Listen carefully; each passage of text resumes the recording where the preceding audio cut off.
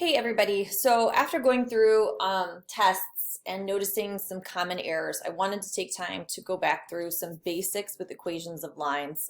Probably something you didn't do in pre-calc recently, and COVID brain and missing stuff and whatever just kind of like skims the surface here. So I want to focus on this because this is something we're going to be doing a lot. We're going to need to write equations of normal and tangent lines to graphs, so we need to make sure we know how to do this. So we're going to do that. We're going to remember how to graph a line. We're going to remember how to write an equation of a line given a graph, and then how do we write an equation given 2 points. So that's what we'll cover in this video. You can skip through some parts or whatever and then do the bonus and turn that in. Okay, so find the equation of a line parallel to the given line through point 3, 6. Don't mind me, I was trying to fix the directions to write what I wanted to do. And here is the equation that they gave us.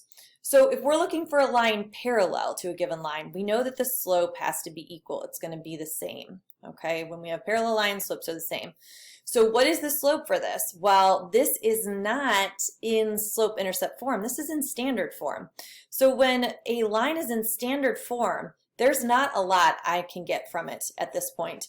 I need to actually change it to slope-intercept form. So we're going to do that. We're going to change it to slope-intercept. And to change it to slope-intercept form, we need to solve for y. We need to get y by itself. So how do we solve for y? Well, we're going to subtract 2x from both sides.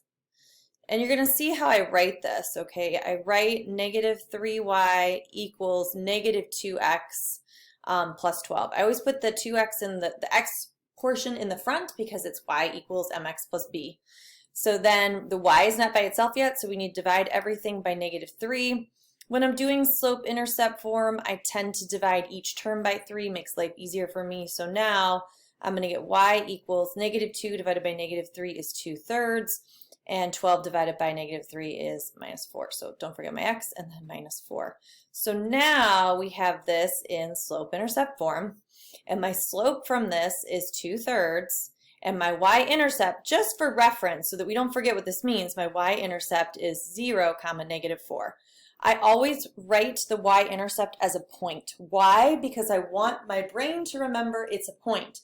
Because sometimes they'll give us y-intercept is negative 4, and the brain will forget it's actually a point, and the point is 0, negative 4 on the graph. So I want you to remember that. So now that I have a slope, okay, let me highlight the slope here. We've got my slope is 2/3 because I want it to be the same, to be parallel to this line. And I want to go through this point here.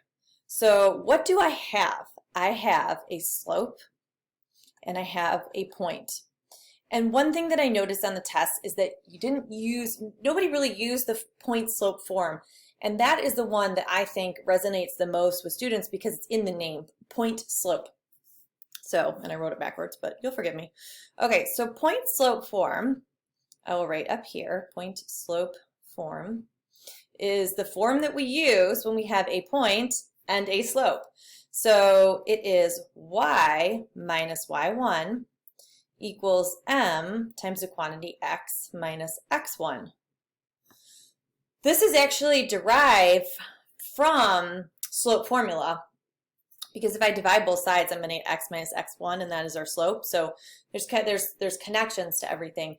But the goal for this one, whenever we're writing an equation, we should have x and y in it, or maybe just y, or maybe just x, but we have to have some variable still in it as an equation of a line.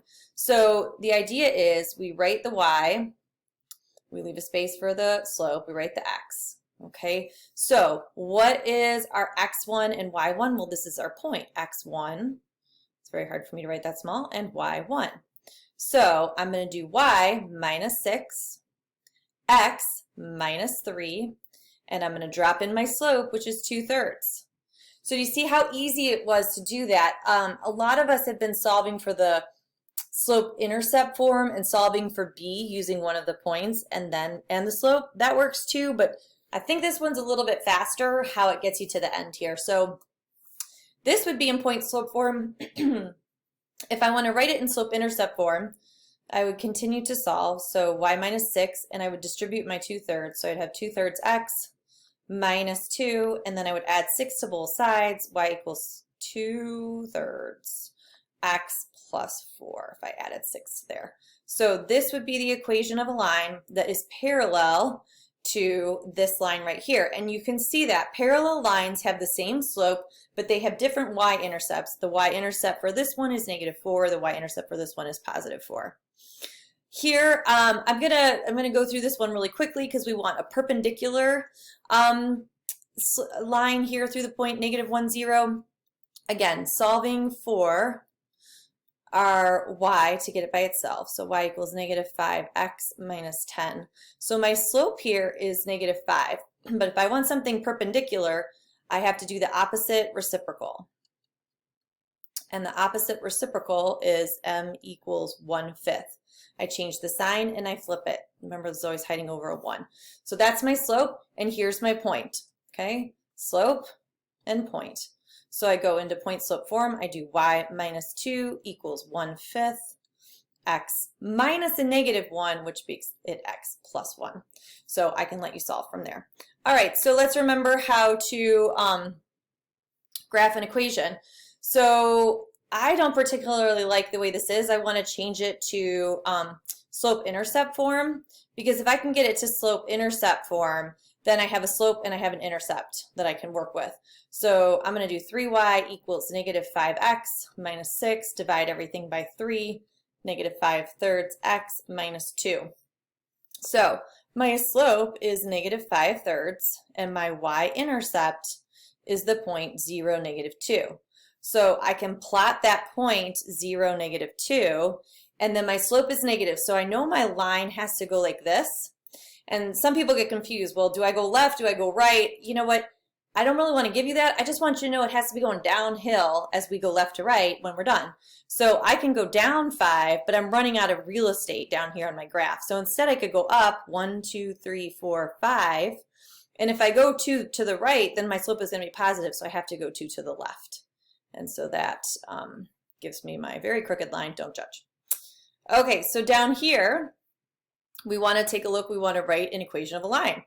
And our equation of a line can be written into y equals mx plus b. So let's figure out what these are. What's m? Well, if I go from here to here, looks like I'm going up 1 over 1. So my slope is 1. My y-intercept is 1, 2, 3. So my b is 3. I tend to write it in the b form when I'm trying to write an equation. So y basically equals x plus 3. Done. So look for a slope, look for a y-intercept, write it in the form.